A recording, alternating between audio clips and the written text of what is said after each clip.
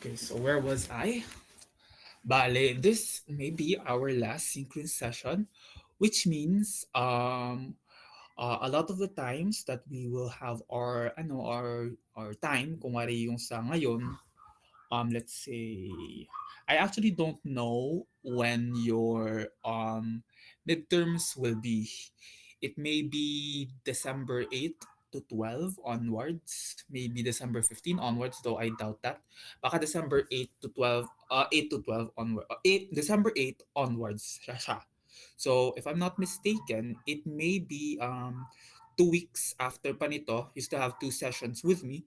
So ang plan ko is for that to be used for problem sets and a quiz kanon, and basically and another separate allotted time for me to start grading your papers. So yon, just a reminder, please submit yung mga ano nyo.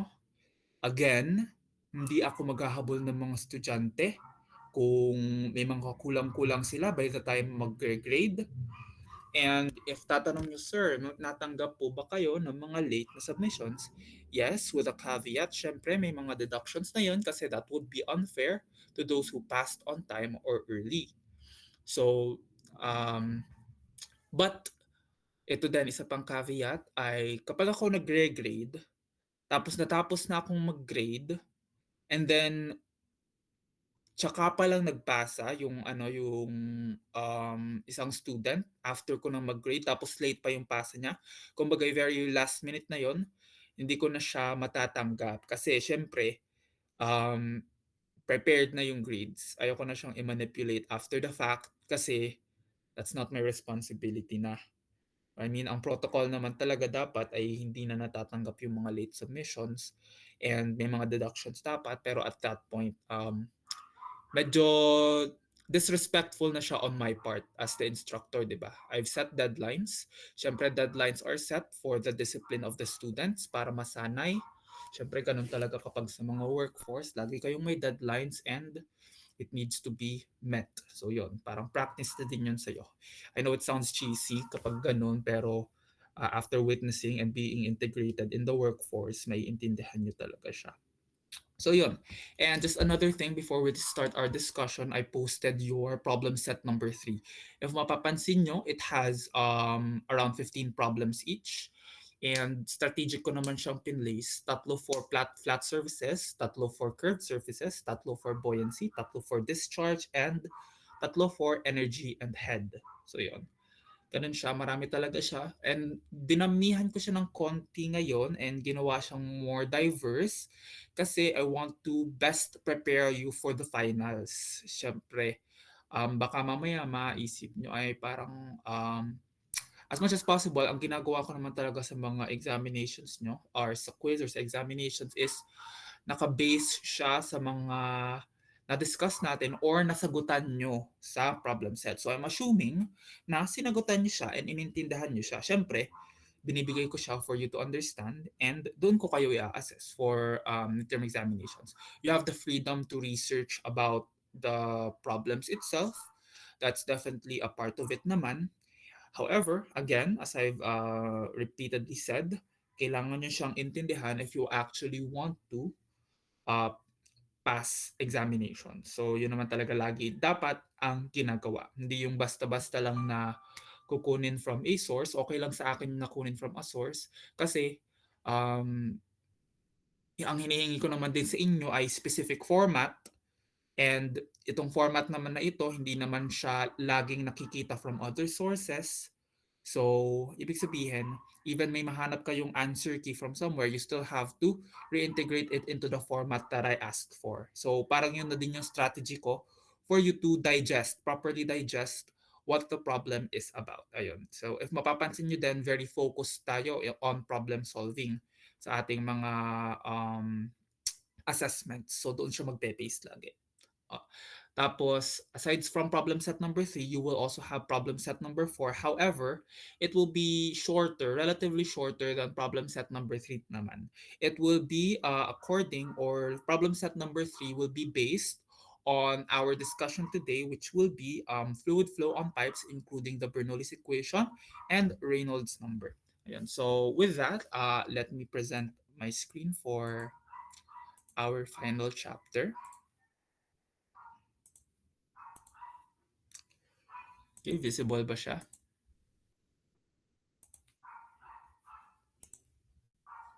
Okay. So with this, we are now in our final topic. According to our syllabus, it is chapter 5, fluid flow on pipes. Our lesson objectives for today will be first to explain the Bernoulli equation and its role in describing energy relationships in fluid flow through pipes. The second is to identify flow regimes in pipe systems using the Reynolds number. Number three is to describe the causes and types of head loss that occur during pipe flow.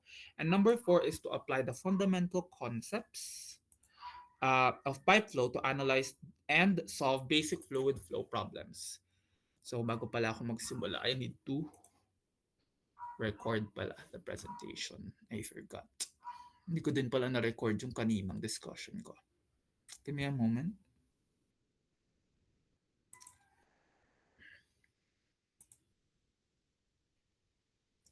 Okay, so diving into our first concept, our first concept involves the Bernoulli's equation.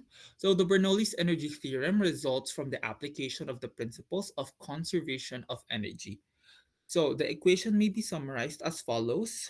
The energy at section 1 plus the energy added minus the energy lost is equal to the energy at section 2. So, mamaya makikita nyo that this is actually in line with our energy problems or energy formulas from the previous discussion. So, meron tayong iba't ibang tag ito, heads na nakaka-calculate per type of energy sa isang flow, di ba? We have the kinetic energy, which is caused by a change in velocity. We have the, ano pa yung isa? We have the pressure, which is a type of potential energy. And we have the elevation for another potential energy. So we take those into account in order to form a Bernoulli's equation to analyze the variable characteristics from section 1 and section 2, assuming that it is continuous. So, the Bernoulli's principle in physics, the concept that as the speed of a moving fluid, liquid or gas, increases, the pressure within that fluid decreases. Originally formulated in 1738 by Swiss mathematician and physicist Daniel Bernoulli, it states that the total energy in a steadily flowing fluid system is a constant along the flow path. An increase in the fluid speed must therefore be matched by a decrease in its pressure. So makikita natin itong mga relationships na ito later on as we fully realize the equation. So for Bernoulli's equation, we're actually going to be focusing on ideal or theoretical values instead of real fluids na parang may mga head loss pa tayong kailangan i-take into account. So I'm doing this for the sake of both simplicity and majority kasi ng ating laging dinidiscuss or compute is in the context of ideals. So, iiwan ko na lang yung mga real situations on more computation heavy na problems such as I think mag-aerodynamics kayo soon. So makikita nyo yung parang use ng Bernoulli's equation there. Ayan.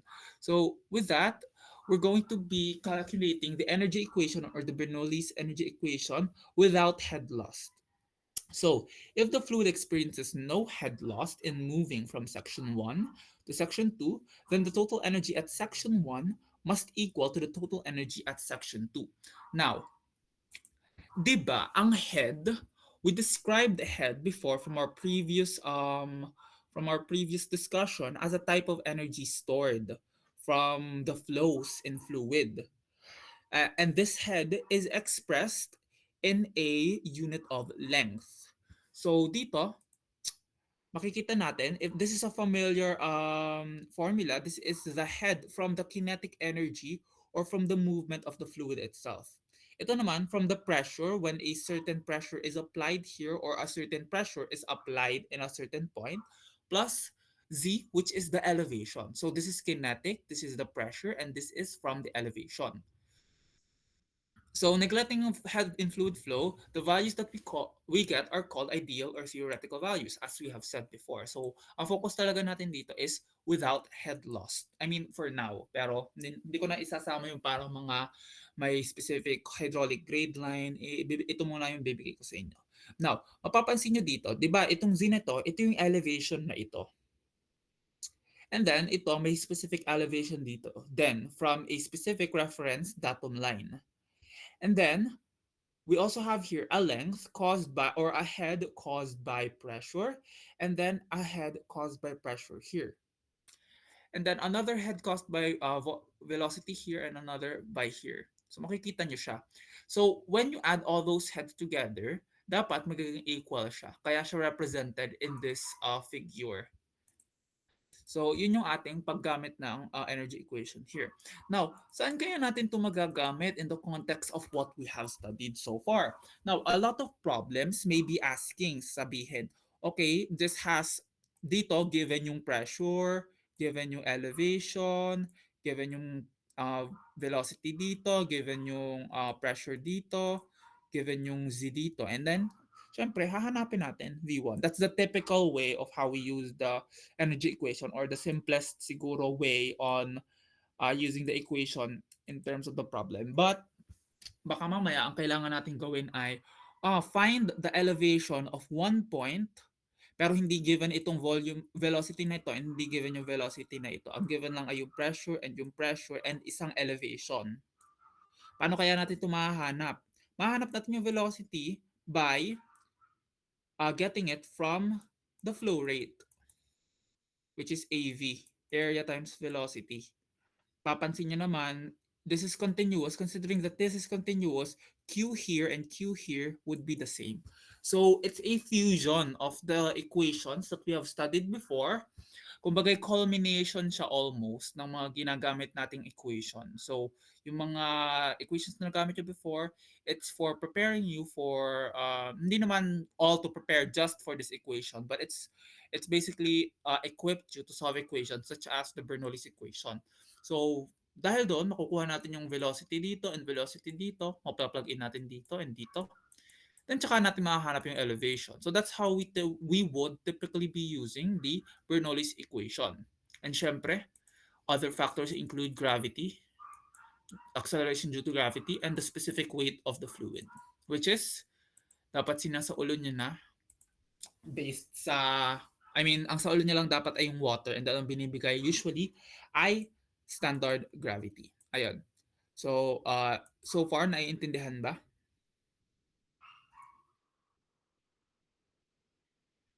Okay. So with this, we have the Reynolds number naman, which is another concept. So, the Reynolds number, actually, this is a little easier. Kumbaga, this is just another additional quantity that you could be using.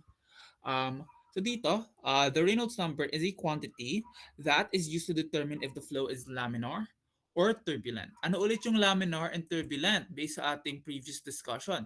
'Di ba ang laminar is a type of flow where a particle flows through the stream tube or the streamline without coinciding or crossing other particles in that flow. So, ayun, if hindi siya parang nag-cross or hindi siya nagko-coincide with other flows and tuloy-tuloy lang siya, we consider it as laminar. However, if nagkakaroon naman ng parang coinciding sa flows na ito, we get a turbulent flow. So, yun. Kumbaga, ganun yung illustration niya for streamlining. Ayan. Now, how do we determine if a fluid flow is laminar or turbulent? We use the Reynolds number equation, which is rho, which is the density of the fluid, v, which is the characteristic velocity, characteristic meaning at a certain point. So, kung wari, iba naman yung velocity dito, iba yung velocity dito, di ba? So, it's basically the average velocity between the flows. L naman, the characteristic length. Usually, kapag ang pipe natin ay circular, the characteristic length would be diameter. Pero kung wari, hindi siya circular, sinabi lang, oh, it's a riverbed. It's a riverbed lang daw yung ano. And ang sinabi, ang depth ay ay 1 meter, ganon. Ang magiging characteristic length natin ay itong 1 meter na ito. So yun. And the last is the dynamic viscosity of the fluid. Now, the dynamic viscosity would be usually given. However, baka malay nyo, ang bigay ko ay kung wari kinematic viscosity yung binigay ko. Tapos kailangan yung solve ay for the dynamic viscosity. Ano ulit yung ating kinematic viscosity? Kinematic viscosity is equal to, if I remember correctly ba yon? If I remember correctly, the kinematic viscosity is equal to rho or mu, which is the dynamic viscosity divided by the density of the fluid. Ayan. So yun siya. With that, if the Reynolds number is larger than a critical Reynolds number, the flow is turbulent. So kapag tumataas daw yung ating Reynolds number, it becomes turbulent, but at a specific critical Reynolds number. So there is a threshold daw. But if it is lower than the critical Reynolds number, the flow is laminar. Meaning, we can say that as the Reynolds number goes down, it has more of the likelihood to become laminar, while if it is continuously rising up or if it is a large Reynolds number, it is more likely to be turbulent. Is that understood so far, guys? Okay, very good. Now,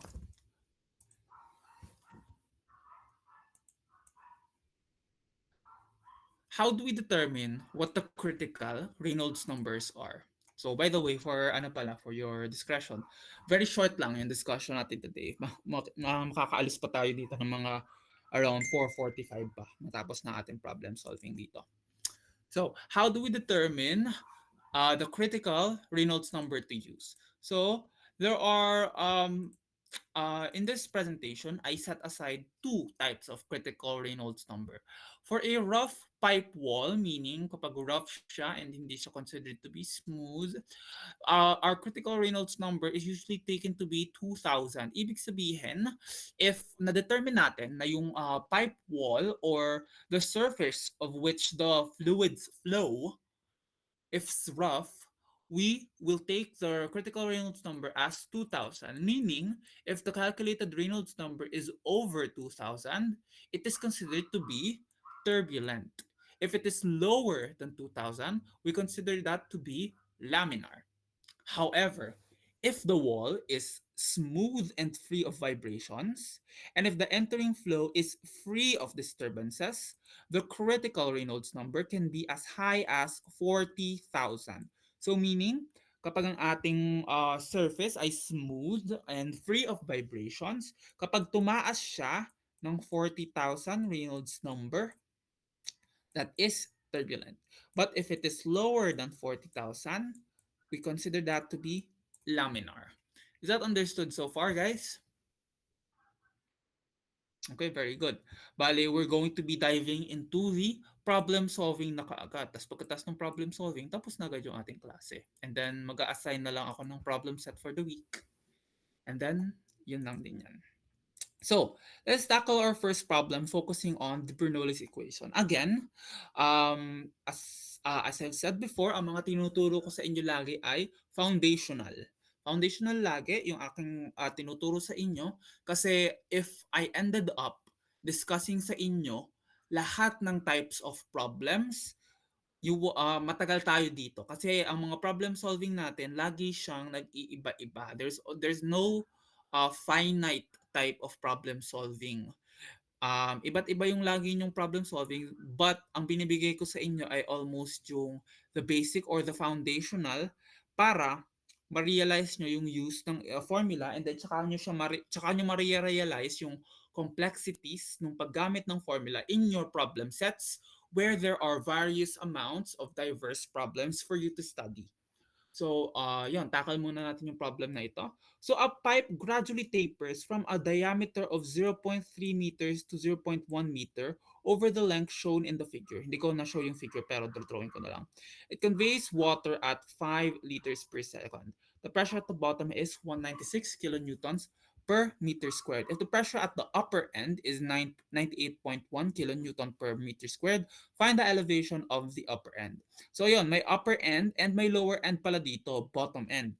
So the figure would look like this. Meron tayong entering dito. And then it goes up. There is a upper end and lower end. By the way, mag-practice din kayo ng visualizing problems ha. Although binibigay ko naman yung figures as much as possible, it is very helpful for you to realize or interpret problems in a spatial manner para laging siyang maintindihan. So sa problem daw na ito, there is a bottom end which is at 0.3 meters. While sa taas naman, we have it at 0.1 meters.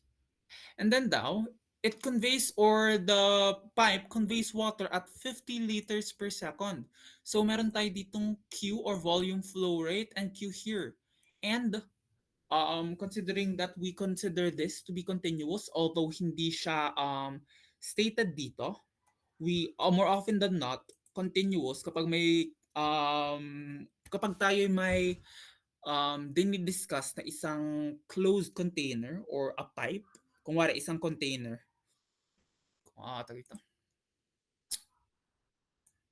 isang container and then meron ditong exit and meron ditong exit, ganon. So magiging same lang yung Q na dito. Q, tapos itong Q na ito and yung Q dito is equal. Ganon.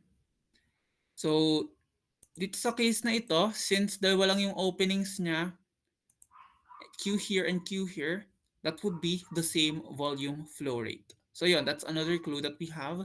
And then meron daw siyang designated pressure. There's a pressure at the bottom end and the pressure at the upper end. So with this, we are going to find the elevation daw. So how do we find the elevation? First, we assume that the bottom end has the datum line. Kumbaga, ito yung datum line natin. And then, meaning, yung ating elevation sa bottom end would be 0. While yung dito, ito yung hinahanap natin. Find the elevation of the upper end. So yun, intindi na natin yung problem. I mean, at least, I hope so. Bali, let's establish the givens naman. Kumbaga, i-study muna natin yung figure.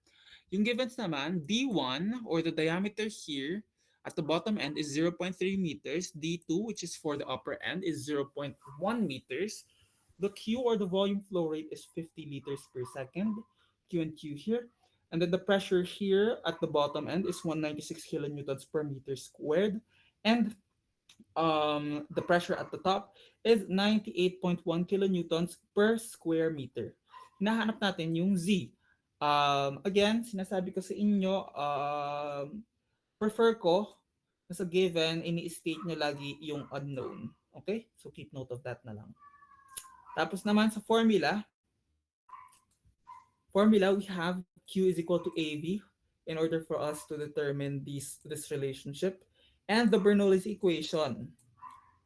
So, before we continue pala, sa problem set nyo, a lot of you or a number of you did not include the labels for the given formula and solution. Ang madalas nilang ginagawa ng mga nakita ko, dire-diretso lang nagsosolve. Kumbaga, meron ng given, meron ng formula, pero mahirap ma-identify. And as I've mentioned before during our discussion, sinabi ko, I would like to see those physical labels. Kapag lagi akong nagsosolve, lagi akong naglalagay ng givens and formulas and solutions, make sure to include that. So, mapapansin nyo, yung pag-check ko ng mga problem sets before, it has a couple of deductions for lacking labels. Doon ako nagiging strict sa pag-problem solve na iyon. Kapag ganun. Okay? So, ayun. Just keep note of that. Now, we're going to our solution naman. First, identify muna pala natin sa formula kung ano yung meron and kulang tayo. Kasi yun yung process natin na ginagawa, di ba? Sinasabi ko, magbibigay tayo ng given. Bakit tayo nag-i-state ng given? Para alam natin kung ano yung kulang at meron sa formula natin. So, dito sa formula natin, meron ba tayong Q? Wala pa. Meron ba tayong A? Meron. Makukuha natin yan from the diameters. which is sa formula pwede nyo ding lagay yung area ng circle, which is pi over 4 d squared. Maganda din if lalagay nyo yan. So meron tayong area. May volume ba tayo? May velocity ba tayo? Wala pa. May velocity ba tayo dito? Wala rin. May gravity ba tayo? Yes. Meron ba tayong pressure? Yes, meron tayong P1. Check. Meron ba tayong specific weight? It's water. Dito. So meron. Check. May Z1 ba tayo? Z1 kasi bottom end. And yung sabi ko kanina, ang datum line natin ay nasa ilalim. That would be 0. So meron tayo nito. Check. Meron ba tayong V2? Wala. Meron ba tayong gravity? Yes. Meron ba tayong second pressure? Yes. Meron ba tayong specific weight? Yes. And meron ba tayong Z2? No. Ito yung hinahanap natin. Ito yung end goal natin. So kung ito yung hinahanap natin, ano pa yung kulang? Velocity. Saan natin makukuha yung velocity? We can get the velocity from the volume flow rate formula. Kasi wala rin yun dito eh. Pero ito yung isolated and ito na lang yung kulang. So dahil dyan, magsisimula tayo dito. With that, we convert the volume flow rate of 50 liters per second to 0.05 meter cube per second. So dito daw, 1 liter is equal to 0.001 cubic meter. Yan, kita nyo naman dito. So, keep note nyo na lang yung conversion factor na ito. It is important for volume. And then dito naman, or pwede nyo itong sabihin as 1 cubic meter is equal to 1,000 liters. Ganun siya. Okay. Actually, confirm ko lang yun. 1 cubic meter to liters. So it is 1,000 na. Okay. So with that, we have 0.05 meter cube per second. So we will be using that Q value for this continuous equation. Alala nyo pa, when there is a continuous flow, we can attribute it as this. So Q is equal to A1, V1 is equal to A2, V2. So pwede natin siyang isolate actually. Pwede muna natin gamitin ito muna para mahanap natin yung V1, which is done dito. Kita nyo na Q is equal to 0.05. A1 is equal to the area using the diameter here. So it's pi over 4 d squared, d being 0.3, times velocity, the velocity at the bottom end. So ayun, meron tayong formula dito and ito lang yung variable na hinahanap natin. So it's easy to solve. We get 0.707 meters per second for the velocity at the bottom end. And since Q is also equal to A2V2, we're going to be solving for A2V2 din naman. So Q is equal to 0.05. A2 is equal to the area of the circle with this as the diameter, which is pi over 4, 0.1 squared times V2. Solve for V2, you get 6.365 meters per second. So yun. Now you have the velocities that we are missing. And ang kulang na lang natin ay yung Z. So we can solve this na. With this, just substitute the givens. Just substitute both the givens and yung mga na-solve nyo, which is ito. This is given as 196,000. Ginawa na siyang Newton per meter squared. Ito, ginawa na din siyang, ito ay specific weight ata ng water. Though ang gagamitin natin dito 9810 ha. Huwag kayong malito masyado. Ayun. Tapos ito ay yung sinolve natin na 0.707 to gravity plus 0, 98.1 kilonewtons ito. So 98,100. This is the specific weight of water. Although hindi ito yung gagamitin natin. Again, hindi ito yung gagamitin natin. This is just from the example that we had. It is 9810 yung gagamitin natin, okay? And then the second velocity or the velocity at the upper end, 6.365 squared over 2 times 9.81, which is 2g plus z. So mapapansin nyo na ang kulang na lang na variable here ay z. Now, ito pala ulit yung gusto kong sabihin. Sa solution, I would not like it to just have this section. Yung sinubstitute nyo lang and then it's all suddenly solved. I would also like to include kahit mga one or two steps on solving here. Baka gusto nyong isolve muna ito as a whole. Tapos lalagay nyo yon and then is equal to solve this as a whole and then lalagay nyo plus z. Ang ayaw ko lang na gawin nyo ay from this equation naging ganito agad. Okay? Maglagay kayo ng extra steps for me to see that you actually use the solution. Okay? Pwede nyo gamitin yung shift solve for double checking. But gusto ko din pinapractice nyo yung inyong transpose, yung pagta-transpose nyo ng mga formula. Very strength talaga siya when you're able to manipulate formulas and evaluate mga units din. So with that, another thing din pala, huwag niyong kakalimutan yung units kahit sa mga solutions nyo. That is also important kasi again, yun yung nagpapa-double check kung tama ba yung na-substitute nyo. It's always a good tool to use. Okay? And then when you solve for z na, you get 7.944. So that because of that, with the graph we had, we are able to evaluate that the elevation is actually 7.944 meters. So yun. So that's our problem for the Bernoulli's equation. Is it understood so far, everyone? Okay. So yun, just keep in mind yung mga sinasabi ko, yung mga instructions ko for solving, yung mga dapat yung ginagawa, what to keep in mind. Now, let's move on to our next problem, which is using Reynolds number naman. So for this, let's read the problem first. A river flowing through campus appears quite placid. A leaf floats by and we estimate the average velocity to be about 0.2 meters per second. The depth is only 0.6 meters. Is the flow laminar or turbulent? Consider the dynamic viscosity of the fluid to be 0.001 Pascal second. So this is water daw. So dahil dyan, let's first state our givens. Yung velocity daw ng ating flow was evaluated by observing the leaf floating by. So kung ano yung speed ng leaf, yun din yung speed ng fluids.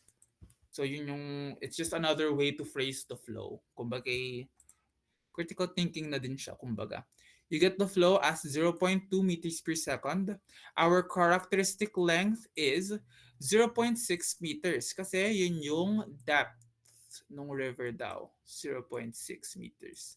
So that's why characteristic length yung sinasabi, hindi diameter. Because not all flow tubes or flow entrances are circular. Hindi siya laging ganon. Kasi diameter, we use that for only circular figures.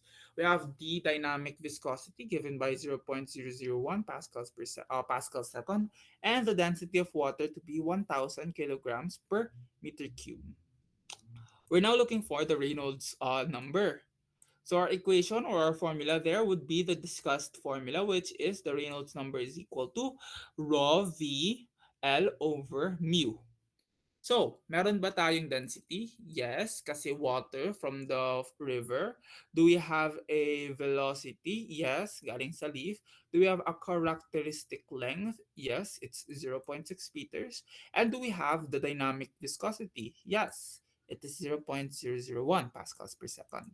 Pascal second, I mean. Dahil meron tayong lahat, it's just a simple substitution problem. We substitute rho, which is 1,000, v 0.2, L 0.6, and yung sa ilalim na dynamic viscosity of 0.001 Pascal second. Now, keep in mind lagi, you have to have the units to be consistent. Baka mamaya, ang majority ng inyong mga figures na or mga values na ginagamit ay in SI unit. However, meron pala kayong isa dyan na English unit. Hindi siya dapat ganon. That will never work. unless express nyo siya in a specific unit. Pero ang express natin ng final answer is the standard units na ginagamit natin or the SI units. So dito sa case na ito, the Reynolds number is actually unitless. If mapapansin nyo, paano siya naging unitless? Well, check natin. Mag-dimensional analysis ulit tayo dito. So we have this unit, kilogram over meter cube for the density times a velocity, which is meter per second, times a depth or a length, all over Pascal second. Now, what I like to do is separate the two, the diameter and the numerator muna. So, focus tayo sa numerator muna. So, anong pwede natin cancel dito? So, ito and ito, kapag pinagsama natin, we can cancel two of those. So, ito magiging 1 na lang. So, yung numerator natin, ang tira is kilogram over meter second. So, keep in mind, store nyo na lang yan sa isip nyo. Sige, lagay natin pala dito. Ito yung numerator na units. Now, focus tayo sa denominator. We will break this down. So, Pascal second. Ang Pascal natin, anong type of unit siya? It's a pressure unit, and pressure is equal to the force over area. And force over area is Newton per meter squared. Kasi ito ay unit of force and unit of area. So Pascal is Newton over meter squared na dapat alam nyo din talaga. And multiplied by a time variable which is second. Now, may mag-breakdown pa tayo dito actually which is Newton. Newton is a unit of force and force is equal to mass times acceleration. So the mass is kilogram and the acceleration is meter per second squared. So ito yung Newton daw natin. And meron pa tayo dito meter squared from the pressure. So lagay natin dito. And meron tayong isang second na multiplied to the entire thing. Anong pwede nating makancel? We can cancel this. So magiging 1 na lang ito. We can cancel this. So magiging 1 na lang ito. And now we are left with kilogram per second meter. So ganon. Ganon yung nakuha ko. So ito yung denominator ko. Now we are going to combine both the numerator and the denominator. Ano yung numerator natin? It's kilogram over meter per meter second over kilogram over second meter. So na mapapansin nyo, it's the same, di ba? Pwede natin siyang i-cancel as a whole. Pero sige, gawin natin, multiply natin yung extremes and nears with each other. So ito ay magiging kilogram times meter times second over, itong dalawang ito pag multiply natin, it's kilogram times meter times second. So yun, makakancel siya lahat, which makes Reynolds number unitless. So another tip for analyzing this unit, kung ano yung nasa numerator, kung ang mga denominators sa numerator ay mapapapunta sa denominator. Ang mga denominators sa denominator ay mapapapunta sa numerator. So ibig sabihin, tinaas ito, and then itong ms na ito ay pinunta dito. Ganun siya. Dahil dyan, we have a unitless value, which confirms na tama yung mga nagamit nating values. Ayun. So, laging naghahanap ka ng security, or at least ako, lagi ako naghahanap ng security sa mga problem solving ko. So, with that, we have a unitless value for Reynolds number. Nakalculate na natin ang Reynolds number. How do we determine yung hinahanap ng problem, which is to determine if the flow is laminar or turbulent. Again, we can determine if a flow is laminar or turbulent if it goes beyond or below a critical Reynolds number. Ano kaya ang gagamitin nating Reynolds number? Critical Reynolds number, 2,000 for the rough or 40,000 for the smooth. Analyze kaya natin. It's a river. Ano ang river natin? Is it rough or is it smooth? Siyempre, as a naturally occurring body of water, it's rough. So, sino ba diyan ang mga nakapunta na sa ilog at nakita na parang super smooth yung floor? Hindi naman, 'di ba? Kasi hindi siya swimming pool, 'di ba? Ang sosyal naman ng inyong river kapag gano'n. Pero 'yun, mabato-bato siya which means it has roughness in its surfaces. Tawag dito? The liquids are going through rough surfaces. With that, our Reynolds number we would be using is 2,000. Now, since ito yung critical Reynolds number natin, is our calculated Reynolds number above or below 2,000? So yon, very simple na to, elementary math na to ha. It's beyond or over 2,000, meaning when it goes above a critical Reynolds number, it is considered to be turbulent. So yon, since the surface of rivers are rough, the critical Reynolds number would be 2,000. Therefore, since the calculated number 120,000 is over 2,000, the flow is considered to be turbulent. So yun yung pag-solve natin sa ating Reynolds number. So again, gusto kong express sa pag-solve nyo ng Reynolds number, gusto kong ilagay nyo sa solution nyo ang justification why you used a specific critical Reynolds number. Okay? Ano pa ba?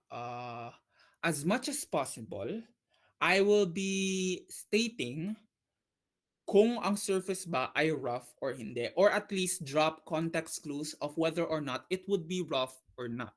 However, if dumating sa exam or sa quiz tapos hindi nyo talaga ma-determine or hindi ko nalagyan ng context clue, tanong nyo na lang sa akin and then I will give you a description of whether or not it is rough or smooth. But I will definitely keep that in mind kapag ang problem ay Reynolds number. So that's how we solve Reynolds number. Understood ba yan, everyone?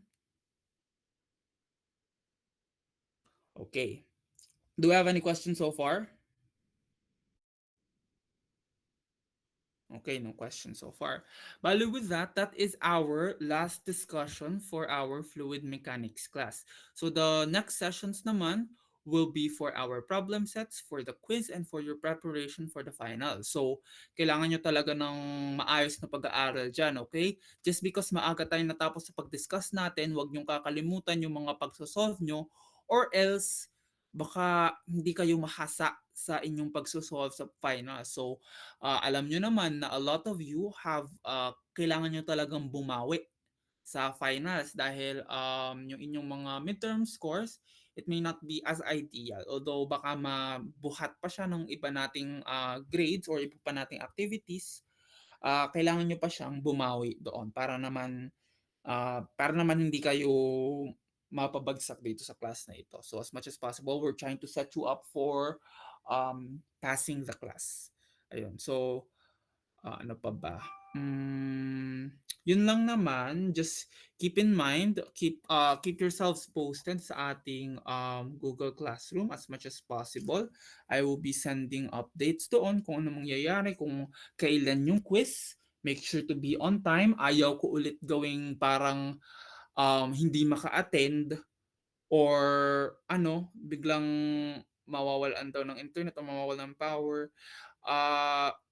As much as possible, kino-consider ko yun. Pero syempre, mas kino-consider ko talaga yung before ng Kasi, ang nakakainis ay meron akong isang student na sinabi na tawag dito, na nawalan daw ng internet, pero ang quiz namin noon ay 1 PM, tapos ang tapos niya ay 2 PM. Tapos tsaka lang siya nagsabi and tsaka lang siya nag-submit nung 6 PM.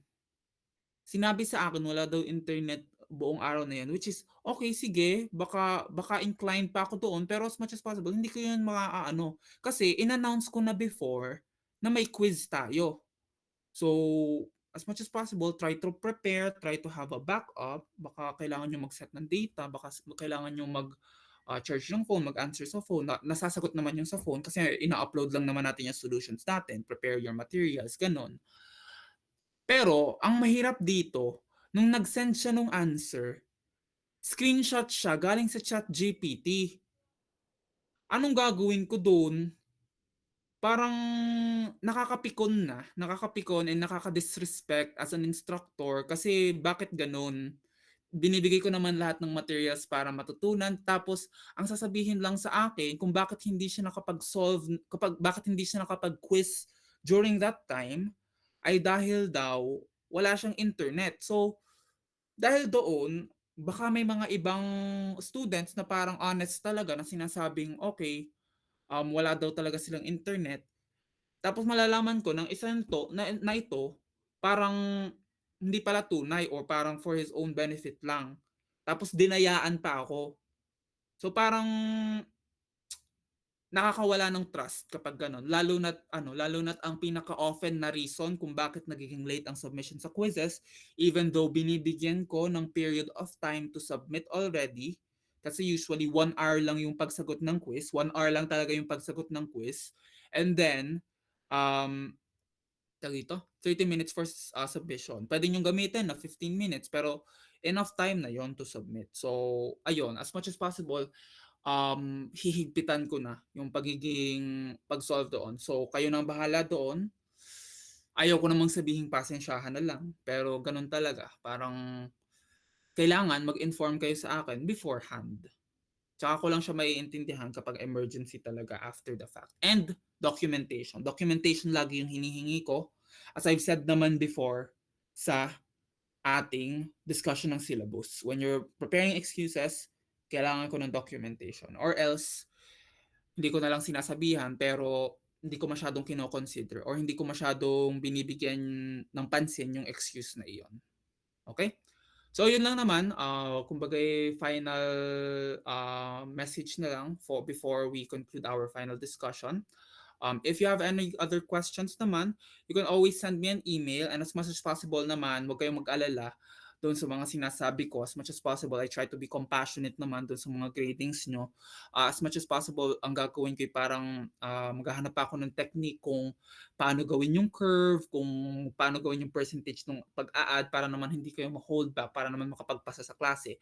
Ang babagsak lang talaga sa klase ko ay yung mga hindi nagpapasa and hindi na-attend ng klase.